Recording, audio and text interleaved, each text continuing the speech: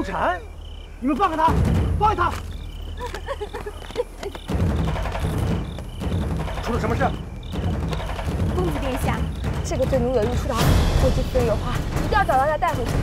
秋蝉，我们走。公子殿下，本殿下的话难道不算数吗？闪开！我走。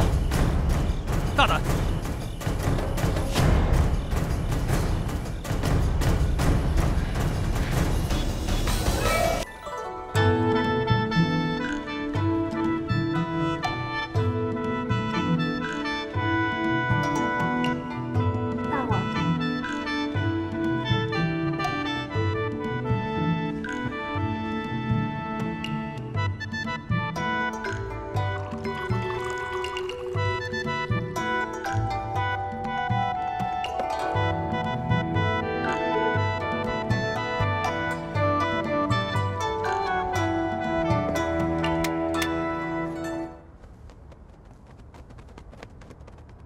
大王，今天晚上魏姬要亲自为大王献舞。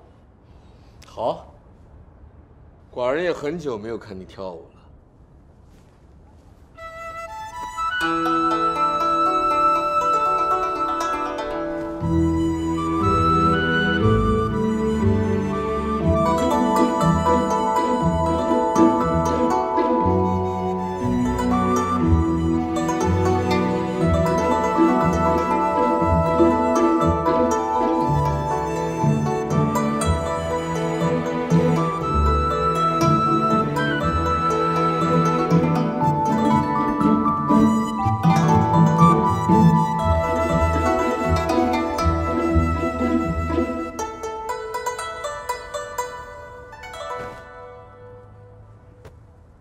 大王，看来大王对魏姬的舞蹈毫无兴致了。不是，你的魏国歌舞令寡人想起了越国歌舞。那在大王眼中，哪国的更好看呢？魏女强悍，越女柔美，这歌舞起来各有千秋，各有千秋。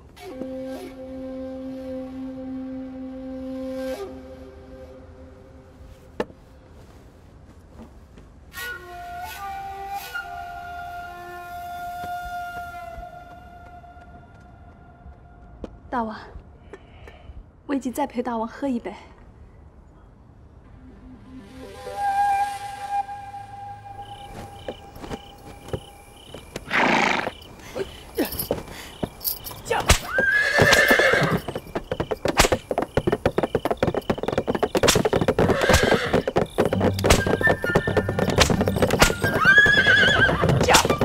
秋蝉，你为什么不问我要带你去哪儿？只要能跟着殿下，不管去哪里。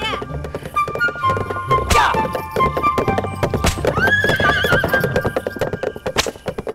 大王，寡人已不胜酒力，现在几更天了？还早呢。大王，来。寡人先去歇了。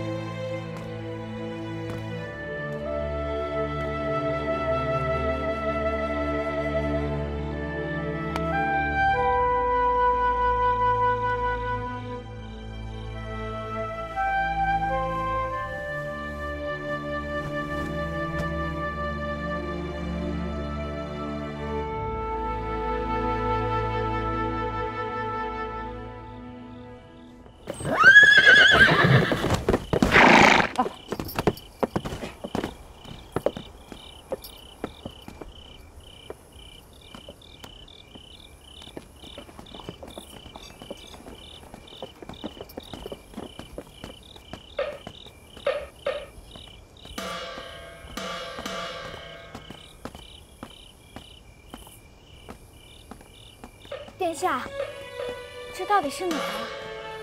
是父王刚刚赏给我的府邸，喜欢吗？我为什么要喜欢呀？因为我喜欢你，所以你希望我也能喜欢你的家？不但是家，我希望你喜欢我所有的一切。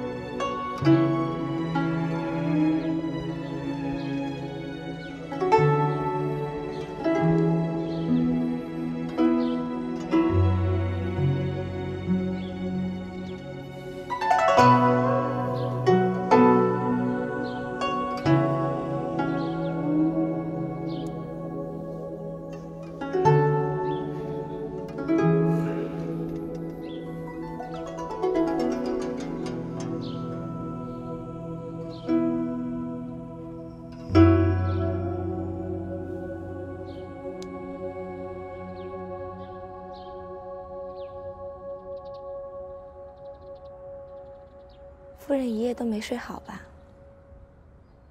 我看夫人起起睡睡，没敢进来打扰。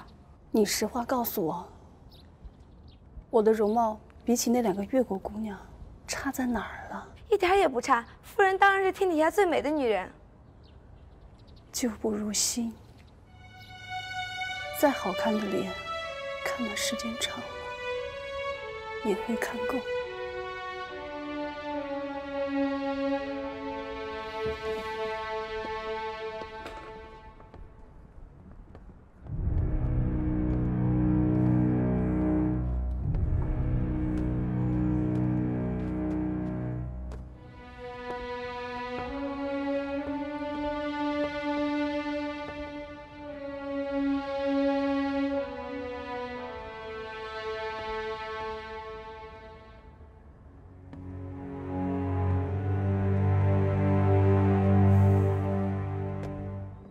夫人，奴婢不明白，大王昨天晚上明明是来找夫人的，可夫人为什么把这个震旦献给大王？为什么？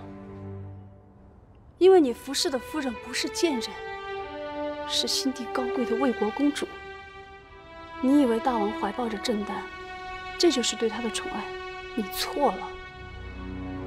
大王的心里只想着那个西施。大王虽然是来找我的，可是我绝对不愿意，大王在宠幸我的时候，心里却想着另外一个女人。也许夫人想多了。我刚刚听说，大王就是因为西施对他的冷漠和无礼，才离开寝宫的。这只能说明，大王对西施动了真情。夫人说的有理。如果换成其他的嫔妃，敢对大王无礼的话，就是不死也得掉层皮。依奴婢看，大王是一时兴致，过几天。大王的性情我知道，他哪能有喜欢的东西？只要喜欢了，绝不会轻言放弃。夫人就这样纵容大王吗？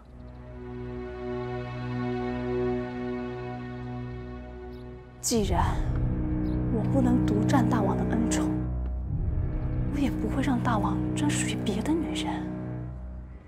西施和震旦不是好姐妹吗？就让他们俩去争去斗吧。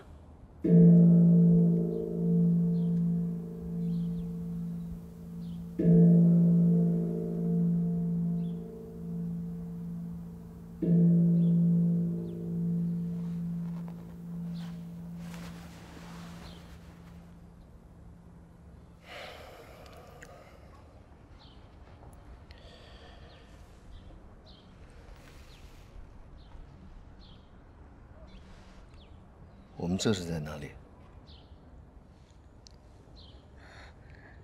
这是维基夫人的寝房啊。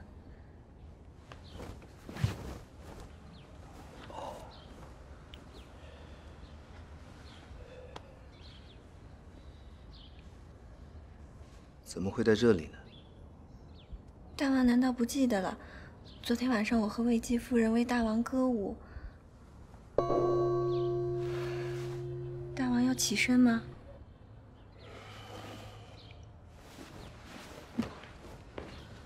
大王。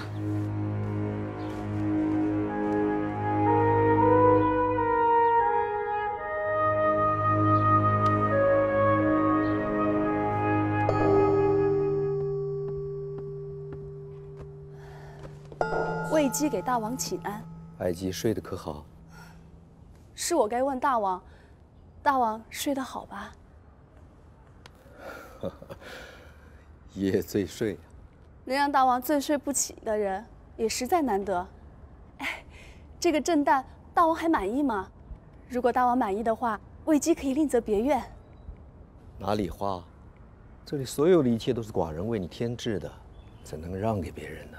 难得大王还记得这些。现在都什么时辰了？哦，辰时刚过。寡人还有大事待办，得空再来看你。卫姬时时候着大王。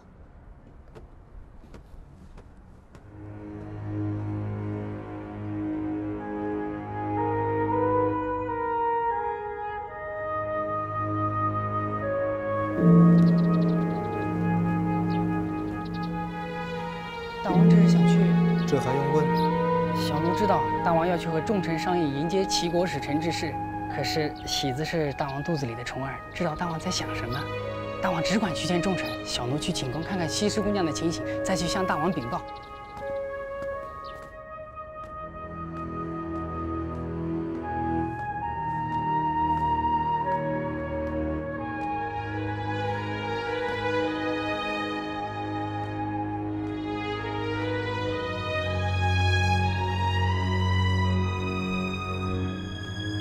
启禀大王，昨晚大王刚刚离开，西施姑娘也离开了。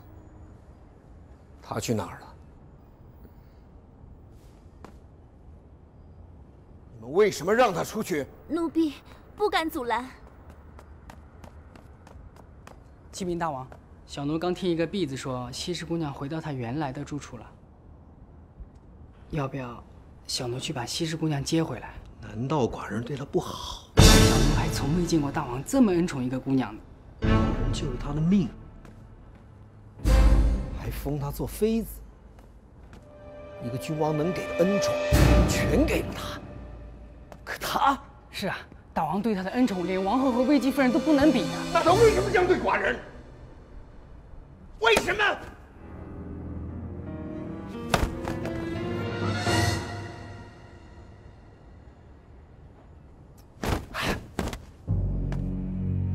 就是想知道为什么。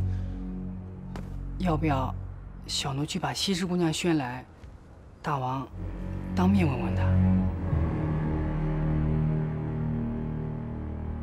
寡人不问他，不见他，让他去个清静的地方好好想一想，看看谁沉得住气，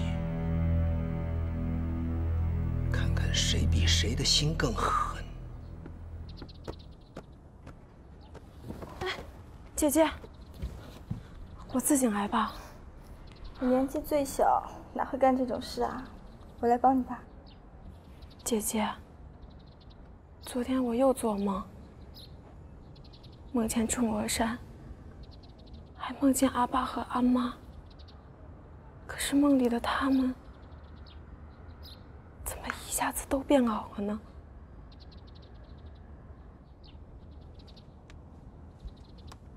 梦是心中想，我也常常梦到当时浣纱的日子。姐姐，婉婷被分到宫中的洗衣房。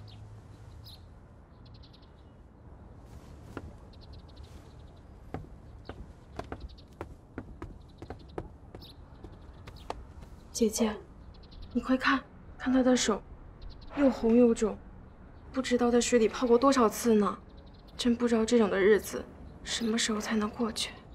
那里一定很苦吧？西施姐姐，我听说我们什么时候能回越国，就看你能不能得到夫差大王的宠爱了。姐姐，这是真的吗？只要是真的，那你就快点想法子吧。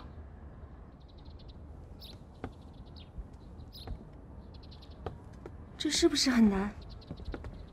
有什么难处就告诉我们，只要将来能回家，回越国，要我们做什么都行啊。大王有谕，西施姑娘出来听宣。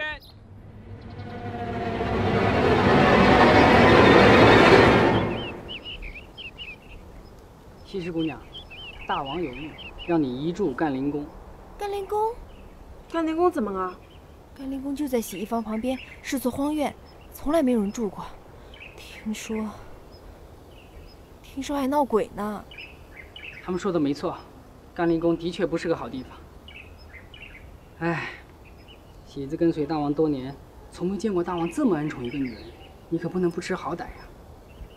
赶紧回心转意吧，要不要我在大王面前替你求求情？谢谢。西施遵命，这就移居甘陵宫。你，西施姐姐，我要跟你在一起。西施姑娘，别瞧大王让你移驻甘陵宫了，可是没有剥夺你妃子的名分。答应不答应，你自己做主吧。梦瑶，你不必跟我一起去受苦啊。不，我去，我必须要去。哎，西施姐姐如果不答应我的话，就不请。那就委屈你了。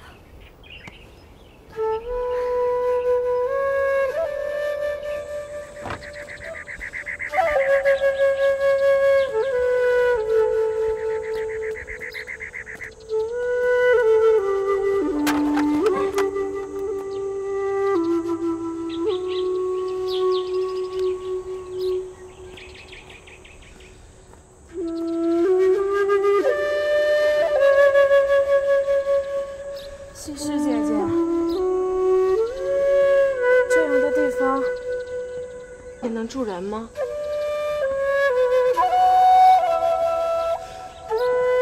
你回去吧，不必跟着我在这里受苦。平时姐姐对我那么好，我不想你一个人留在这儿啊。这份惩罚是给我的。回去吧，现在回去还来得及。不，我要留下。那委屈你了。那我们一起把这里收拾出来吧。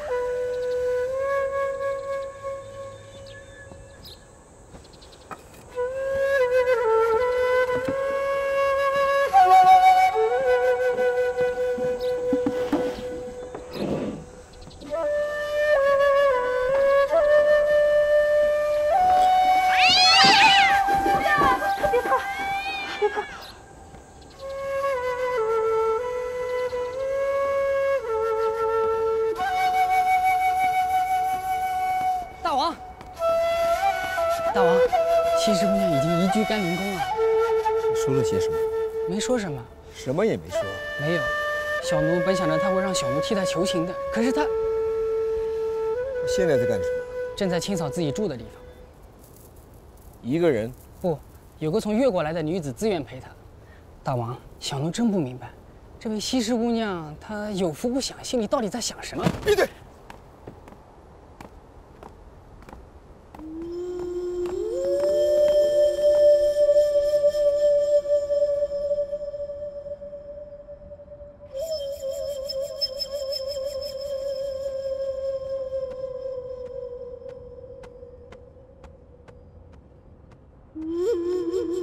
奴婢郑旦拜见夫人。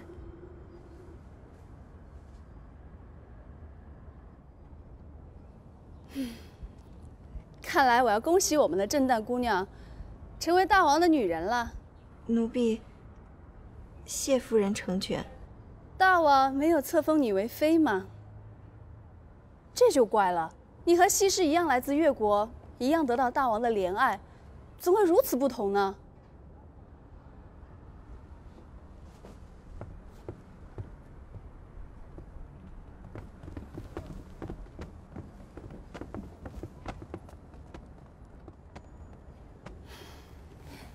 起来吧，夫人。不必这样，从今往后啊，你我就是姐妹了。奴婢从没有非分之想。你胡说，这不是你的心里话。我就不信走进这吴王宫的女人，会有哪一个不想得到大王的宠幸。我喜欢你，就是喜欢你对我的忠心。放心吧，册封的事啊，我会在大王面前为你进言的。来人，为正旦姑娘沐浴更衣。谢夫人。等等，选2件我的衣裳给她穿起来。谢夫人。去吧，去吧。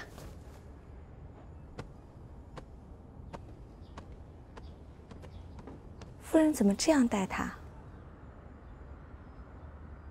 太宽厚了。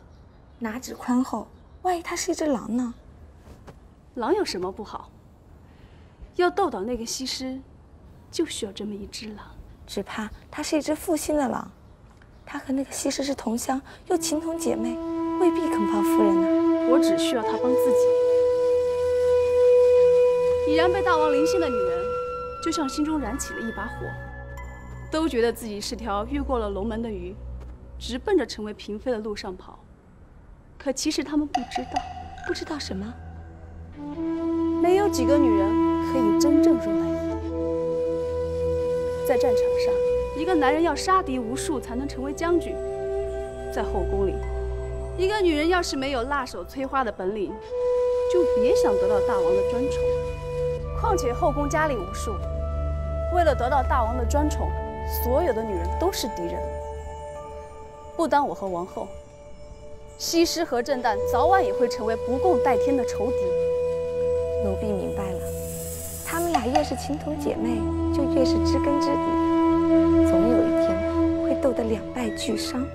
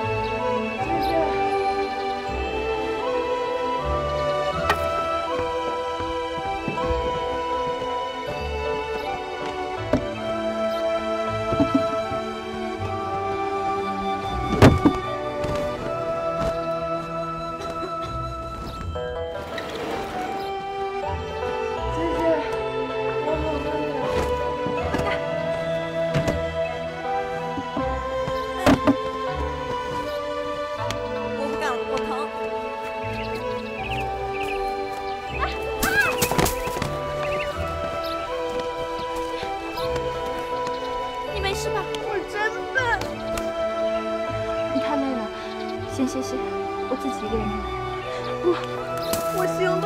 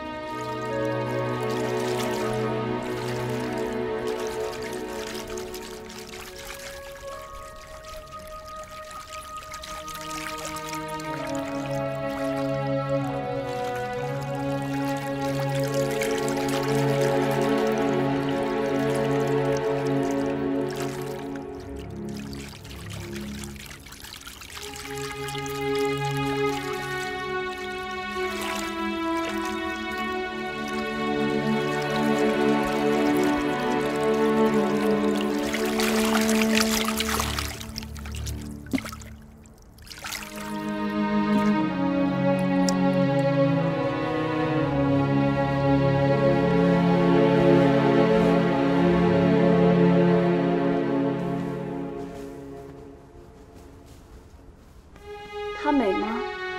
美是美，可她没有高贵的样子，再怎么打扮，也不过是个越过乡里的姑娘。这不是最要紧的，高贵需要卑微来衬托。不管什么样的女人，只要被大王看中，就有无数卑微的人簇拥着她。真到了那一天，会变得高贵起来。只是，她会吗？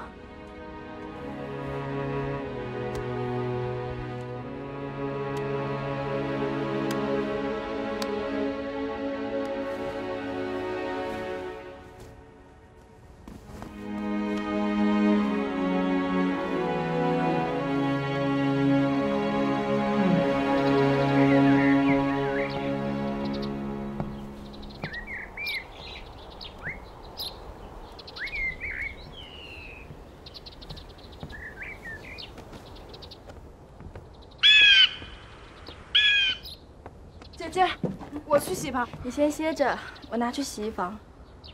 哎，你把你这身上的脏衣服也脱一下。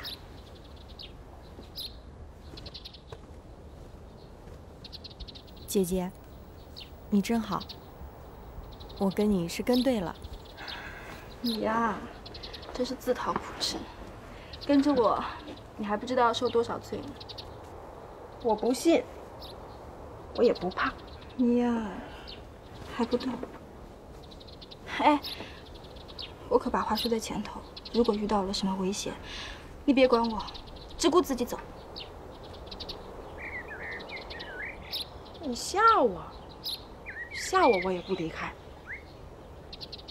姐姐，你人长得好看，心更好。要是真有危险的话，我也不会走的。谢谢你，妹妹。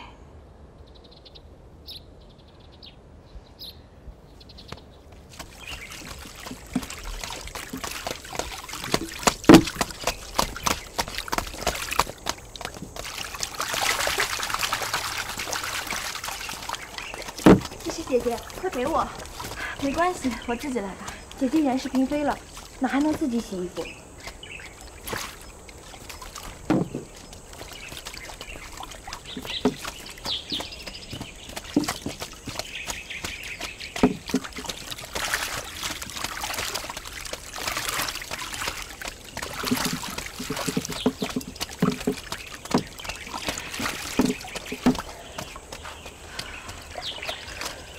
你们真是太辛苦了，谁叫爹妈没给我生个美人妃？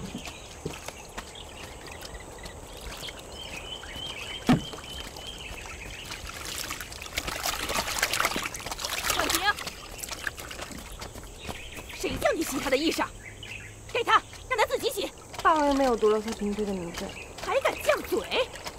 看看她现在住的什么地方，那是冷宫，连你们住的地方都不如。再敢帮她，我打断你的腿！过来。西施姐姐，快去找大王吧。人家说是你不领大王的情，姐姐何必自讨苦吃呢？是啊，西施姐姐，去求求大王，其实你不必受这份罪。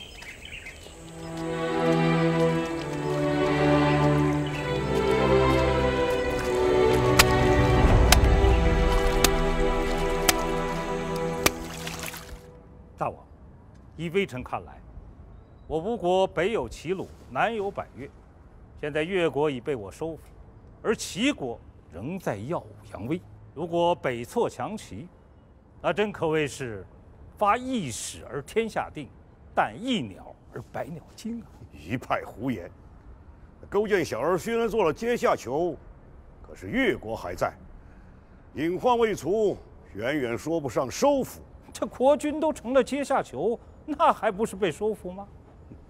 没有灭掉越国的国号，那是我王怀弱国以德。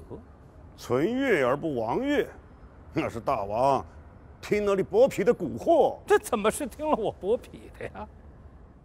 王为国君，臣为国父。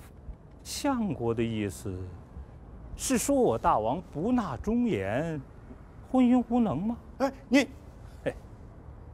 大王，伐齐必胜，如可攻而不攻，日后可要追悔莫及啊！什么可攻而不攻？眼下齐国的兵力远强于我，轻骑边隙，绝无胜算。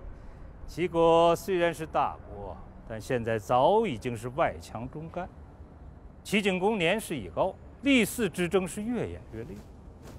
几个被外派的公子手握兵权，随时可能同最有可能被立为王嗣的公子聪拼死一搏。这样的伐齐时机实在难得呀！大王，您不能再犹豫了。寡人想听听相国怎么说。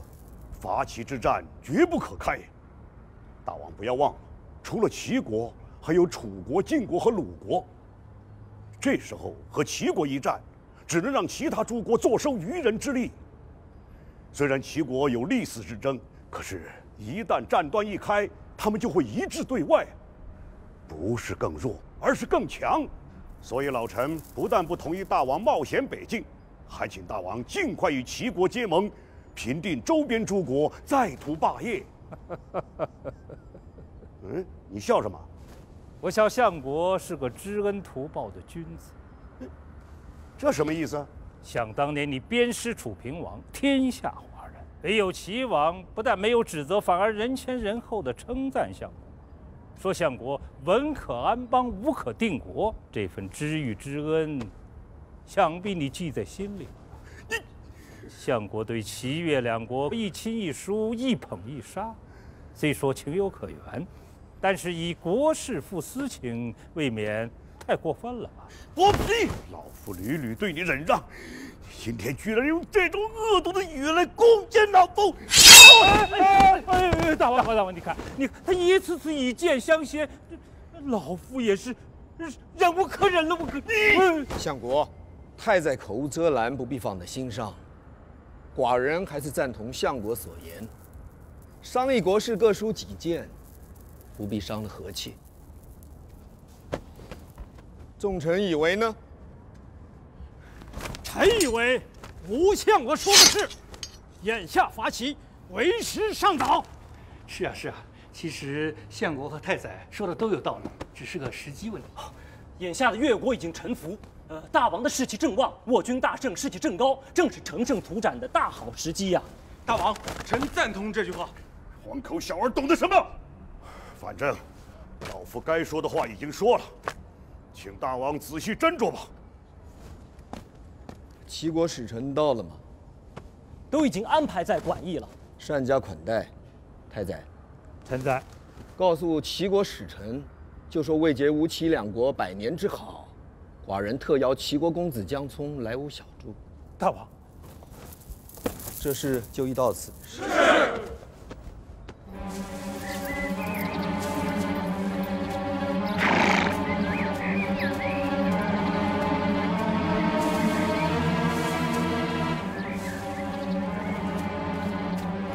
什么？你再说一遍。那个冷宫像是叫甘陵公。什么时候的事？就在今天早上。哎，他为什么被打进冷宫的？将军，你抓痛我了。奴婢不知道为什么，只是听说他得罪了吴王。你去吧。大王，还有件事，刚刚危姬夫人身边的奴婢来取洗好的衣裳，他说危姬夫人昨天晚上把正旦献给了吴王。去吧。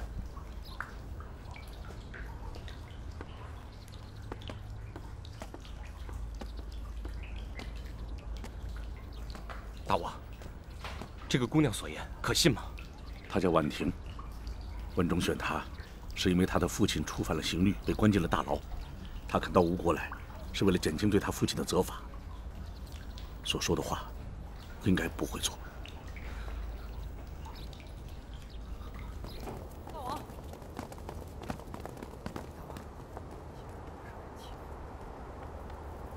大王要去看看吗？大王。大王，什么事？机不可失，时不再来。大王可千万不要听伍子胥的话呀！臣敢断定，他跟齐国必有阴私啊！够了！难道寡人的所思所想，你就不明白？臣不是不明白呀，臣……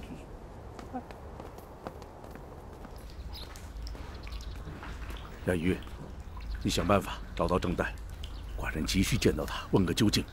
末将以为不必了。西施被打入冷宫，自然是因为他得罪了夫差。郑旦被魏姬献给夫差，也自然是他要用郑旦为他和西施一搏。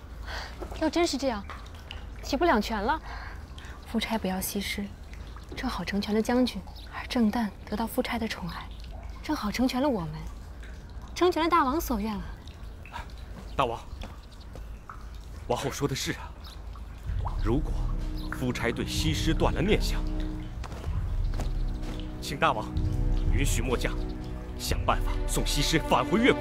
难得西施对范将军如此专情，大王就答应了吧？妇道之见。大王，末将没有想到，西施为末将能甘愿打入冷宫。看在这份情谊上，求大王。将军，寡人明白你的心意。闭嘴！是寡人心狠，是范将军被一个情字搅晕了头。如今的西施已然不是我越国的民女，而是吴王的嫔妃了。发入冷宫也罢，接回寝宫也罢，能决定她生死的只有夫差。况且寡人以为，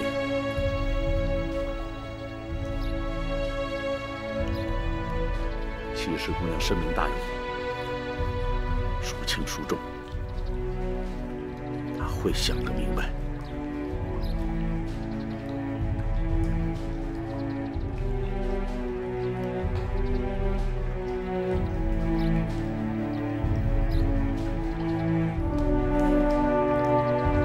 将军，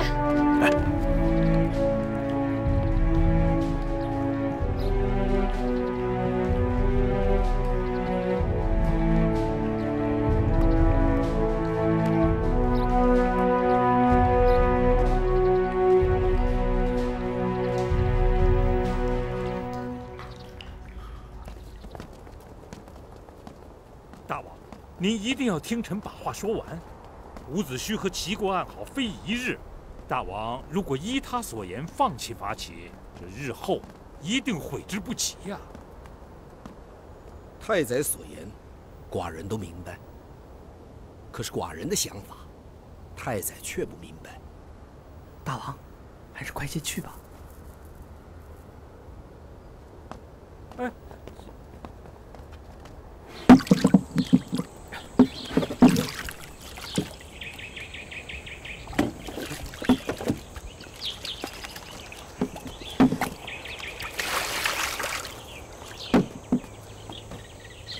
水太凉了，我来。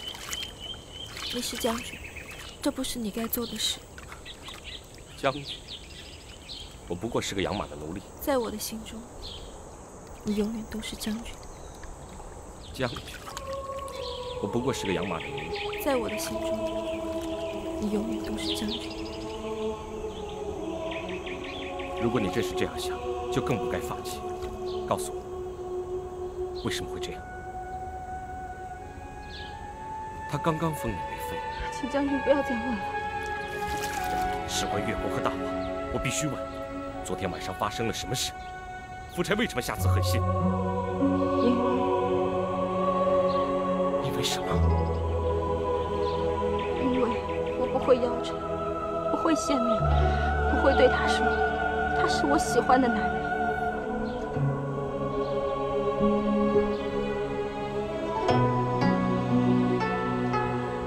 后来呢？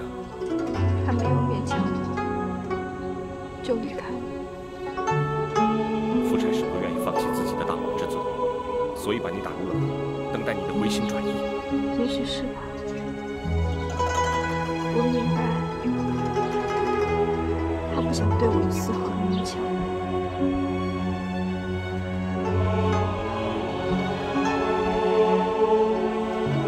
你会回心转意？不该这样问我。是，这样问你连我自己都觉得可笑。可是我没有别的选择。你和我一样，也没有别的选择，除了朝前走，我们没有后退的路。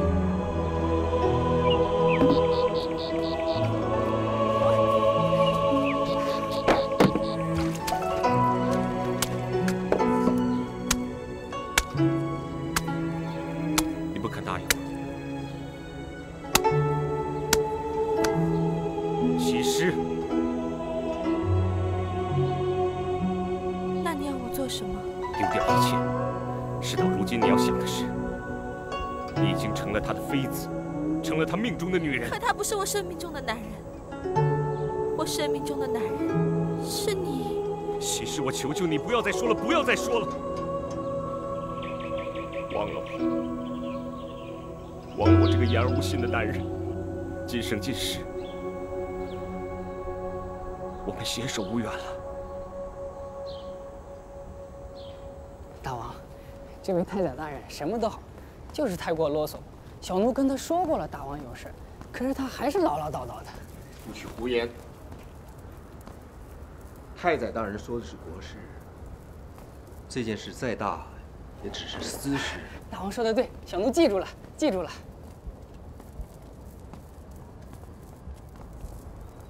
大王，西施姑娘还在那儿。我相信大王猜得对，孰轻孰重，你心里分得很清。范蠡是个不值得你惦记的男人。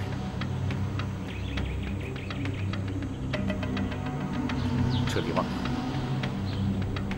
也许我们都会好过些。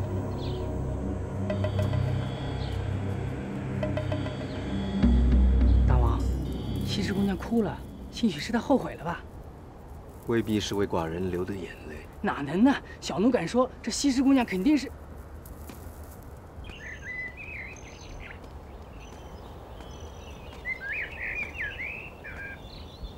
大王，这甘陵宫荒废有些年月了吧？寡人继位到现在还是第一次用上。难怪宫里的老奴们都说您是最宽厚的大王。宽厚？是啊，寡人心存悲悯，尤其是对女人。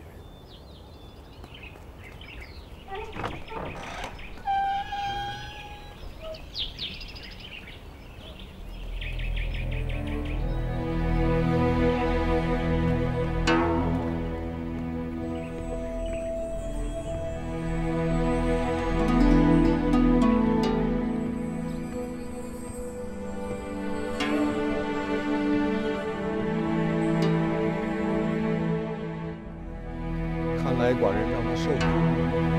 这可不怪大王，喜子也是头一回看见这样的姑娘。今天真是谢谢你，不客气。姐姐，收拾的真干净。来，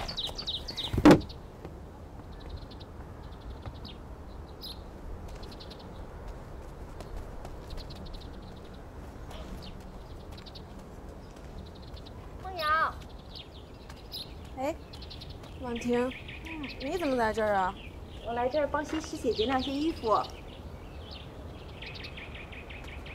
姐姐，我刚刚去了一趟膳房，他们说没有大王和王后的旨意，就没有咱们的食膳，所以就只给了咱们这袋米，让咱们自己煮着吃。没关系，等会儿我来煮啊，你先去把它洗一下。没关系啦。好。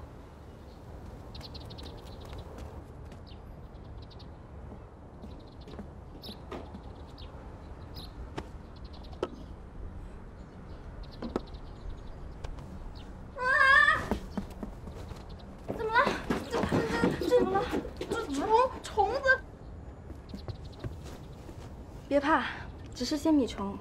大王好狠的心，把这样的米给你们吃。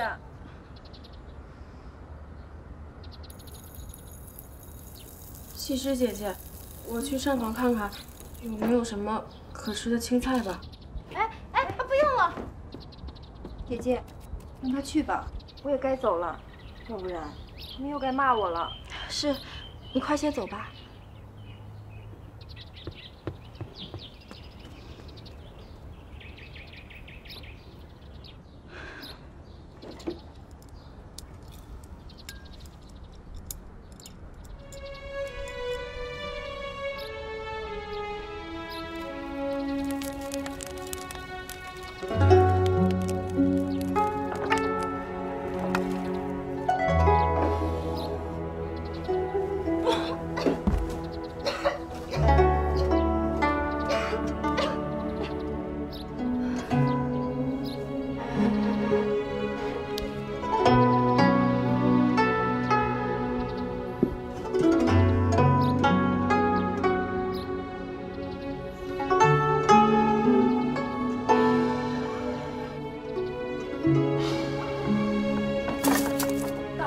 啊！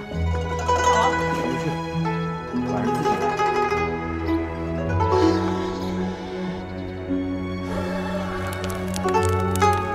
大王，着了着了！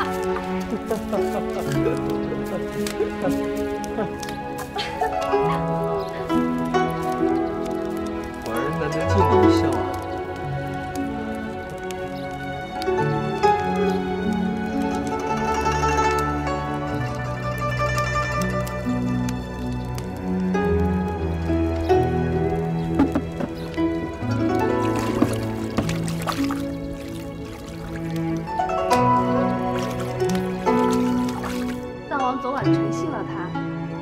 丫头还是个不错的姑娘，起来吧，谢王后。我今天带她来，就是想让姐姐依宫中的旧例，在大王面前给她讨个封吧。这件事，恐怕要等一等。等一等。跟在我身边的西施刚被大王封了妃，不知怎么就被大王贬入了冷宫，而且招得大王很不开心。这时候，不宜再提这样的事。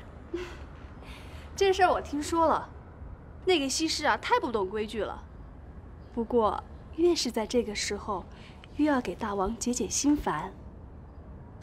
这个郑旦聪明，脾气又好，我可以担保，绝对可以把大王服侍的高高兴兴的。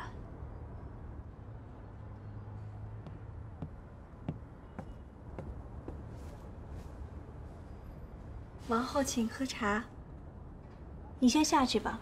我和魏姬夫人有几句提己话。是。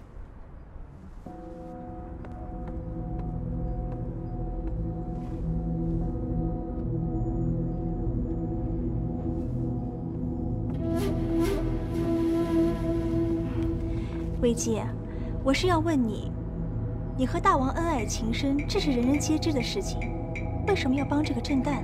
难道你不怕这个丫头会夺去大王对你的恩宠吗？ 姐姐言过了，我和大王哪比得上姐姐和大王啊？不过我的确是为大王着想。既然如此，你该亲自向大王提及才是。王后姐姐执掌后宫，这样的事魏姬哪能越俎代庖？那就容我找个合适的档口再说吧。谢谢姐姐。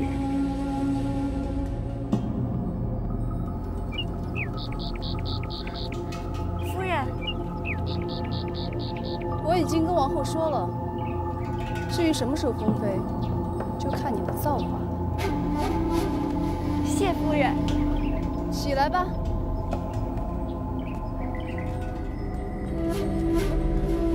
请夫人放心，郑旦不会让你失望的。用不着你谢我，王后可以带你接近大王，也可以告诉你如何取悦于他。但是你要给我记住了。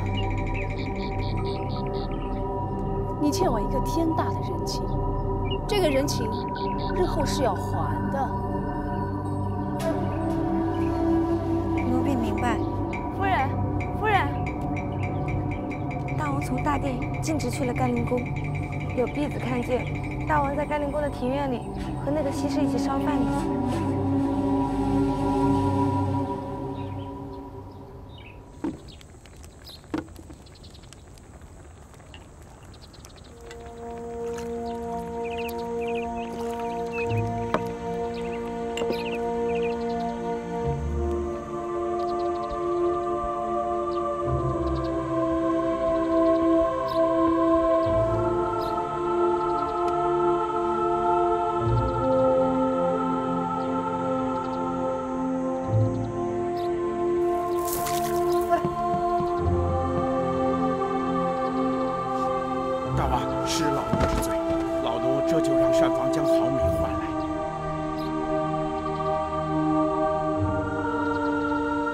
退下。谢大王。这倒也怪不得他。按宫里的规矩，凡是被发配到这里的嫔妃，都必须受这样的罪。在受罪中明白，他们自己咎由自取的下场。可是你，寡人真的不愿意让你受这样的罪。难道你非要吃这样的饭，住这样的房？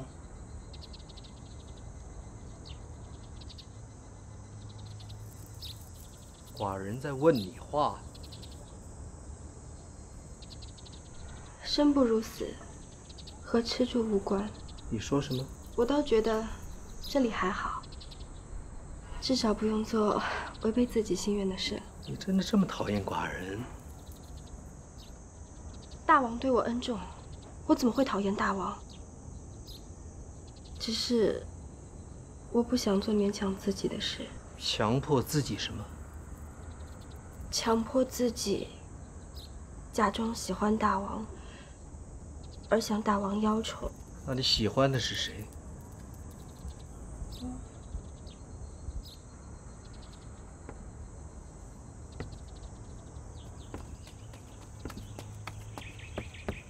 大王，魏姬夫人来了。喜子，带西施姑娘到房里。哦，西施姑娘，请。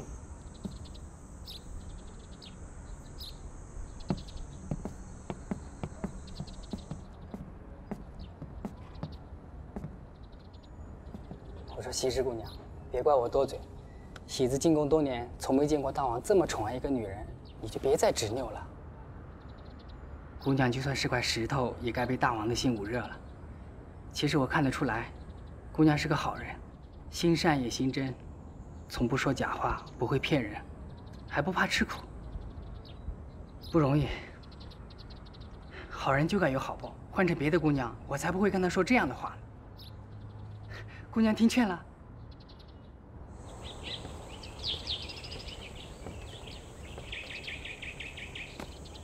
你到这里做什么？看大王说的，魏姬还真不知道这后宫还有不能来的地方。哟，我说唐突了，甘宁宫是冷宫，大王不想看到魏姬来，是对我的宠爱，我该谢谢大王呢。其实我今天来是想帮助大王的。帮寡人什么？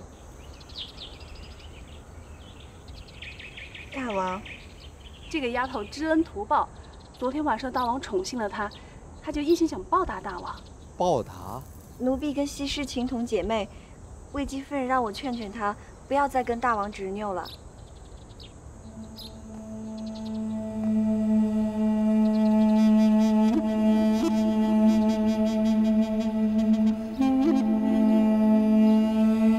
西施。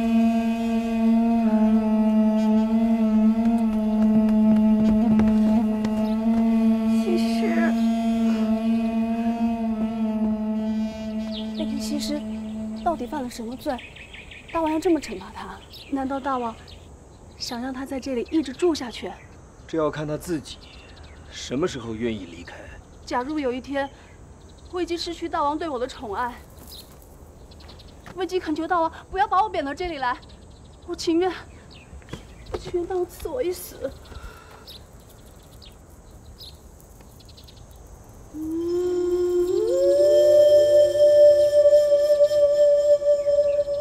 放心，寡人对于自己心爱的女人不会这么狠心。大王真的会宠魏姬一辈子？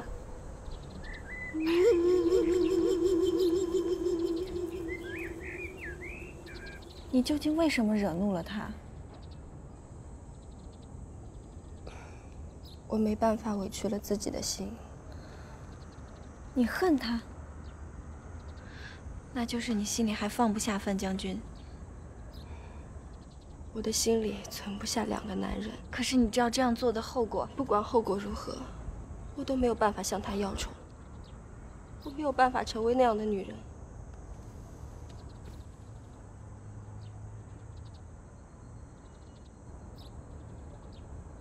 他招幸你了。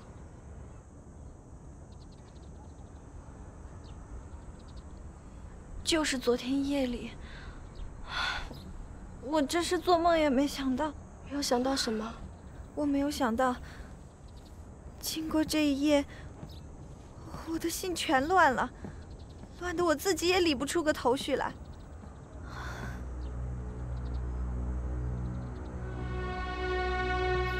我没有忘记阿牛哥的死，也没有忘记文种大夫说的话，可是不知为什么，我还是希望夫差大王能像宠爱魏姬一样的宠爱我。那如果真的得到了这份宠爱，你会放弃一切吗？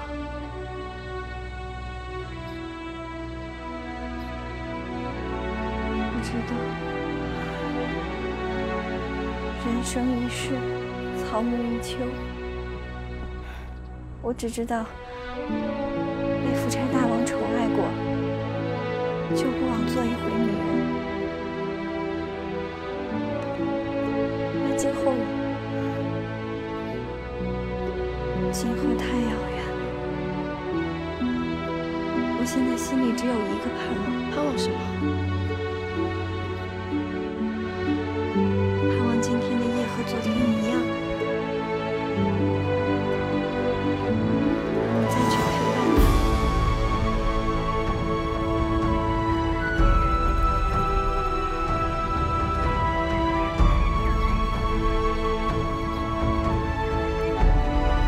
大王难得闲暇，不如魏姬陪大王去新建的广王宫走走，听说那里已经收拾妥当了。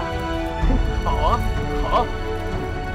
喜子，快叫上那两位姑娘，随寡人前往广华宫。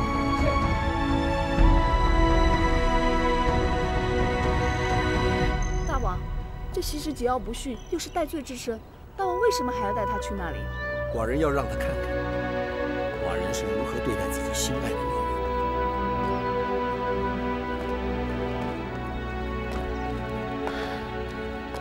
大王，这行遍天下也找不出这样漂亮的宫室了。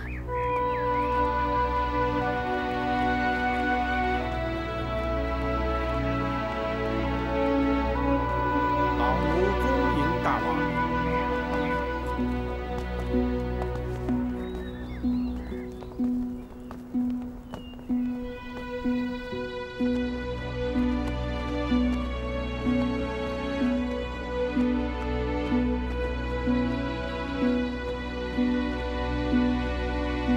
这广华宫，寡人投注了不少心血。这里是茶室，在这里可以听琴对弈、赏鸟观花。这是我的琴室，每件乐器都是有来历的。来，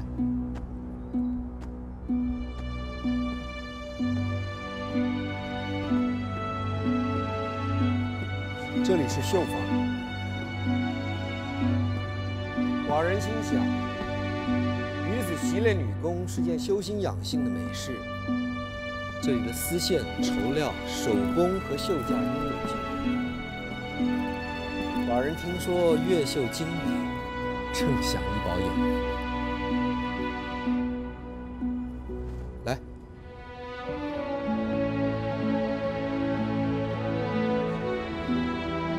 这里是乐室。这两张琴看来相似，其实并不然。一张是琴，一张是瑟。有言道：“条条属女，琴瑟有之。”琴瑟是男女合一、情谊相通的契合。你懂此道？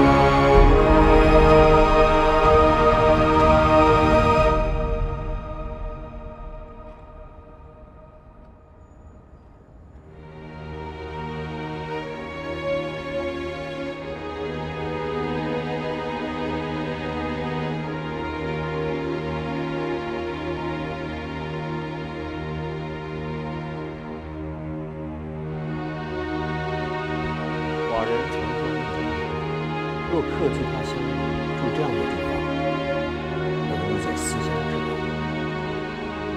这寝房，比起昨晚寡人的寝房又如何呢？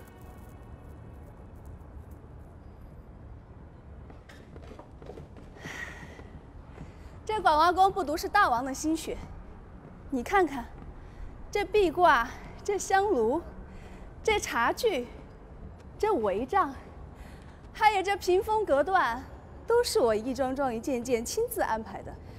如今总算是妥当，就只等着。你在听我说话吗？啊，我在听呢。抬起头来看着我，知道我从你的眼里看到什么了吗？我看到了你的嫉妒。别怕，我不但不会怪你，还挺喜欢你的嫉妒。不过你要给我记住了，这管王宫只有一位女主人，这位女主人就是你追随的魏姬夫人。夫人，你想说什么？我是想问夫人，不知道大王和西施去了哪儿？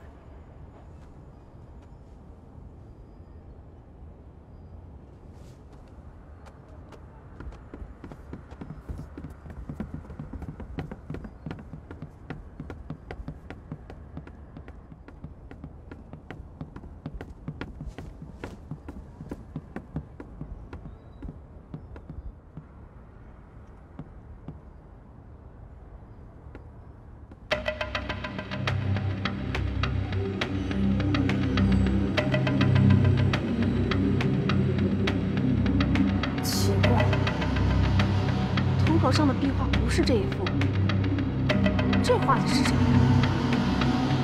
回夫人，这画的是楚罗山，就是你和西施的家乡。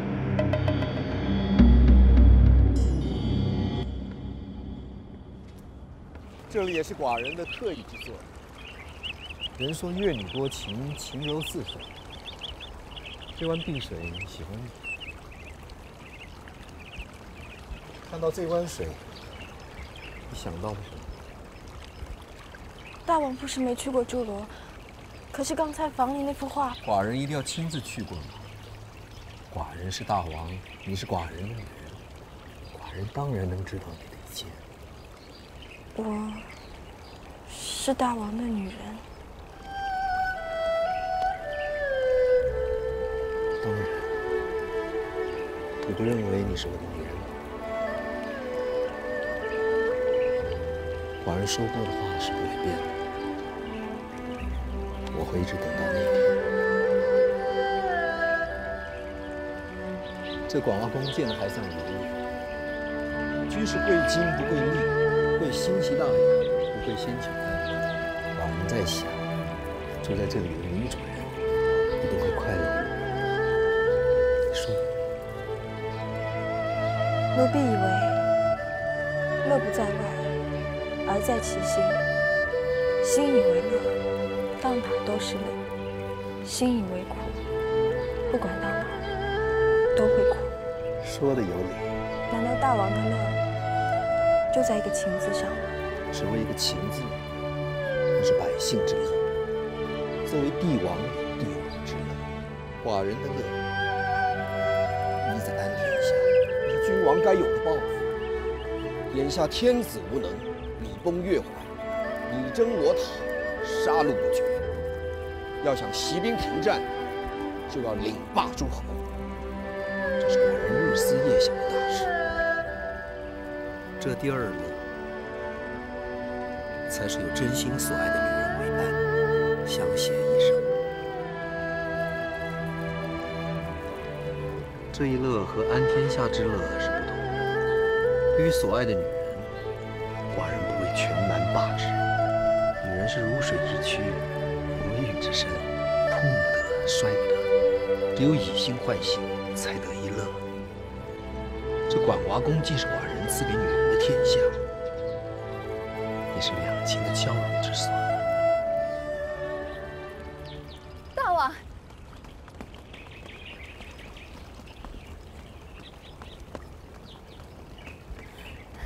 大王，我把这广瑶宫前前后后都看遍了，真是如爱姬所想，简直美极了。的确是美得很。那我就选个吉日搬过来。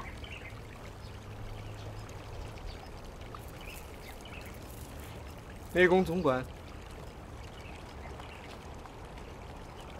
老奴在。这宫里的一切建得还算不错，不过最要紧的是这汪湖水不能变成死水，要开挖河道和江水相通。这做不到吗？不是做不到，只是开通河道，工程浩大，这工期……你们只管去做就是。是。寡人行事一向力求完满，这件事做不好，广挖宫暂不起云，围攻。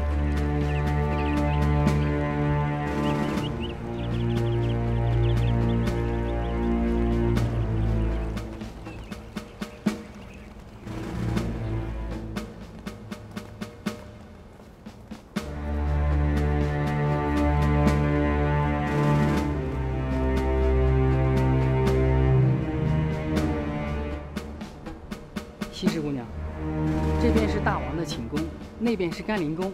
大王的意思是问你，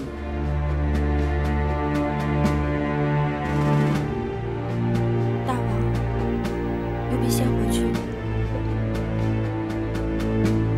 既然想回去，就回去吧。有什么事，让喜子告诉阿姨。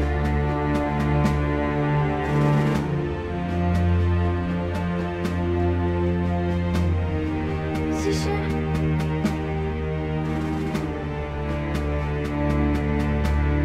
你走好。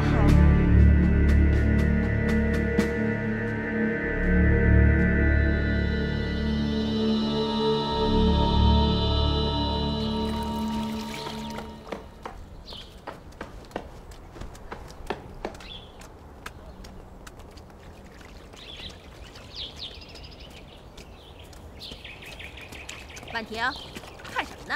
还不快点干活！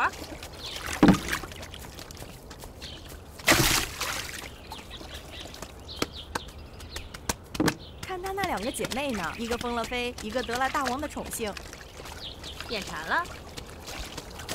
别癞蛤蟆想吃天鹅肉，就凭你这长相，还是老老实实在这儿洗衣裳吧。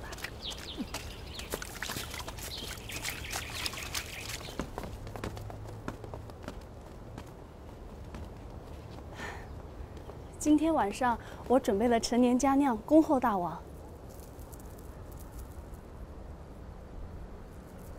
寡人今晚和纵臣还要商议国事，改日吧。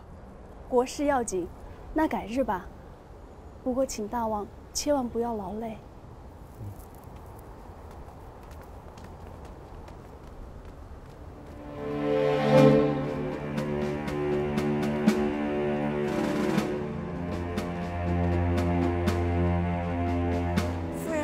歇着吧。你去吧。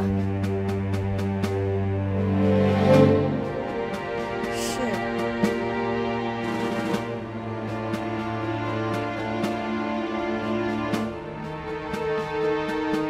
看来年轻貌美也未必能拴住大王的心。用震旦这颗棋子，怕是我枉费心机了。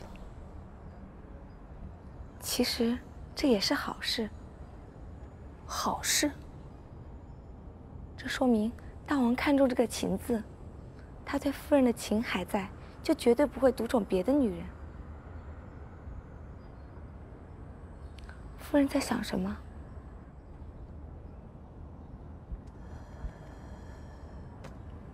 在想过去。过去不必我开口，大王定会在我这儿。大王那神情，那笑声，那一次次的宠幸，都恍然入隔世。夫人也许想多了，大王一定会再来的。你不必再劝我了，没有人比我更懂大王。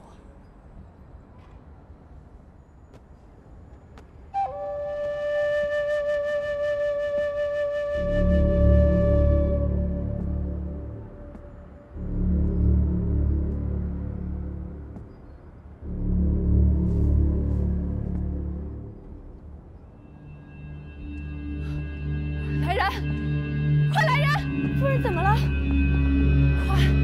快跑这墙上的话，都要撕下来！快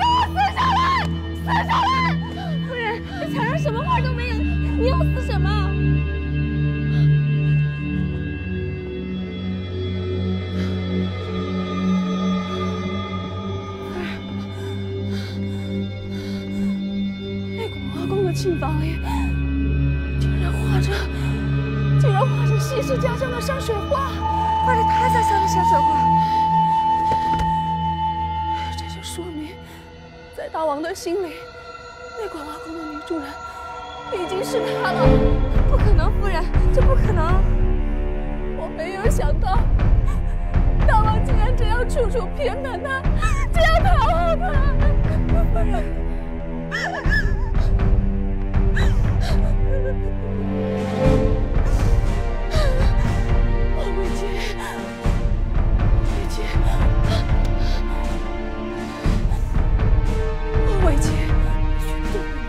坐以待毙了。去吧，都去吧。大王还是改到甘宁宫吧。小奴知道，大王心里还是放不下西施姑娘。说的不错，寡人是放不下。后宫佳丽无数，敢对寡人说不的，却只有他一个。他在寡人心中是个看得见却摸不着的精灵。寡人越想放过他，却越放不了。那就去甘宁宫让他说个明白，您是大王，他是平。正因为寡人是大王，更不能一味的耳目情长。我吴国历经几代先王开疆拓土，才有今日。父王临终前一再的叮嘱。 寡人岂能因其不知情？寡人自幼高明，倘若此生此世不能霸领诸侯，用父王所赐的鼠肉剑结束自己的性命。而今1年过后，而强敌尚在，且不论齐鲁处境。 就连眼前的伍子胥和范蠡都不能和寡人同心，寡人岂能为了一个西施？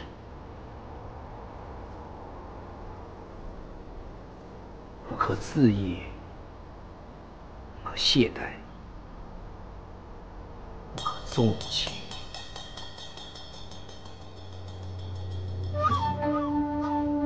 喜子，小奴在。速传伯嚭来见寡人。是。 传太宰大人觐见！太宰大人觐见大王。喜子，在。寡人的友儿到了吗？公子殿下即刻就到。太宰大人，你探到的这些情报十分有用，看来齐国的夺嗣之争是越演越烈了。大王说的是，公子江聪的实力。 真如其所报。是啊，那就立刻将他接到这里。只要想办法令公子江聪成为齐国的国君，寡人就可高枕无忧了。儿叩见父王。起来吧。谢父王。父王已经决定立刻将公子江聪接到我吴国来。你和他年龄相近，他到了之后由你作陪。是。 你可知道父王为什么要接他到这吗？儿略知一二。你说说。眼下，齐景公年事已高，立嗣之争越演越烈，几个被外封的公子各掌兵权，意在一搏。这其中，公子江聪势力最强，最可能成为储君。如果在这时候我们能助他一臂之力，他会感恩戴德。所以说，笼络其心事关重大。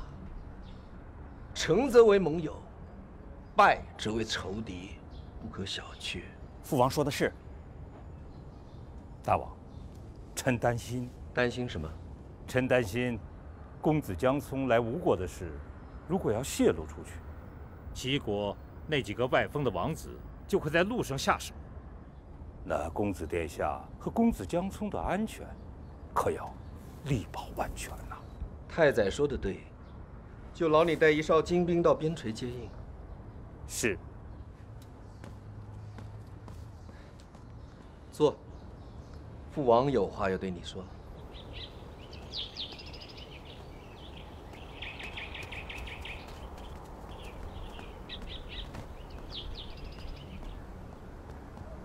这是为父第一次让你担当国务，万万不可出错。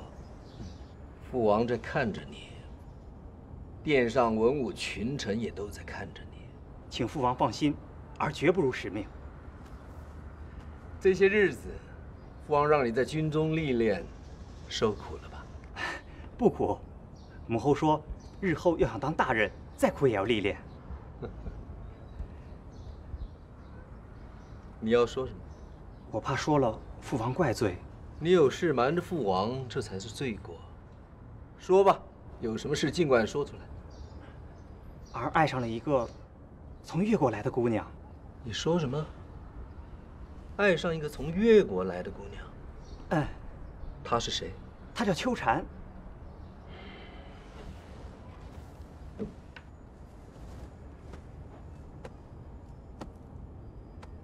父王，这秋蝉真是个好姑娘，她长得好看，心地也好，而且她还心灵手巧。儿在宫里还从来没见过她这么好的姑娘呢。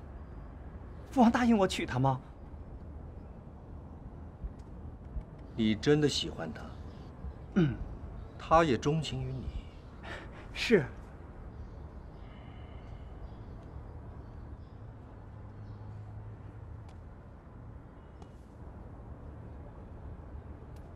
父王不答应。父王不是不答应，男儿当以天下为己任，何况你是长子。这件事父王不怪你，等公子江聪离开之后，我们再议吧。是，儿听父王的。去吧。谢父王。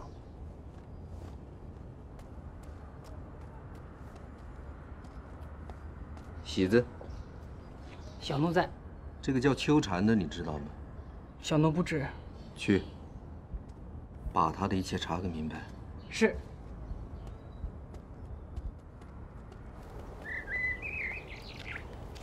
殿下。